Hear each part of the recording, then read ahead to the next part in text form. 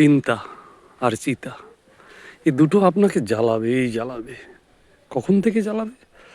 সেই ছোট্টবেলা যখন ভূমিষ্ঠ হয়েছেন তখন থেকে আপনাকে জ্বালানো শুরু করবে কি? চিন্তা। একটার পর একটা চিন্তা। ছোটবেলায় কি চিন্তা?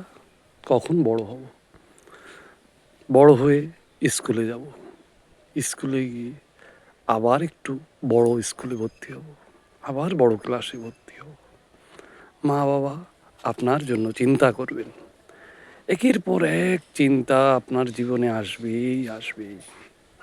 কিন্তু একবার কি ভেবে দেখেছেন আপনারা, মনুষ্য জীবনে মাতৃগর্ভে 7 মাসে অনাদি আদি গোবিন্দ যখন আপনার সঙ্গে দেখা করেছিলেন তখন আপনি কি কথা বলেছিলেন?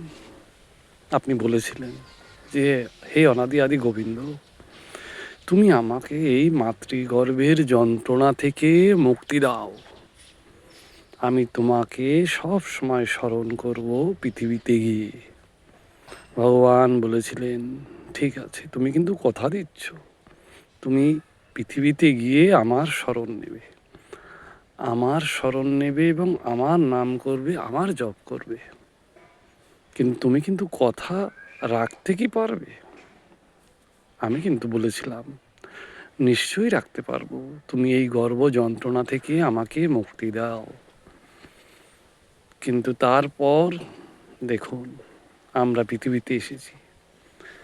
পৃথিবীতে এসে যখনই আমি আমার মাকে দেখেছি, আমার বাবাকে দেখেছি, আমার আত্মীয় স্বজন, বন্ধু বান্ধব, দাদা দিদি, সবাইকে যখন কাছে পেয়েছি তখন কিন্তু ভগবানের কথাই ভুলে গেছি।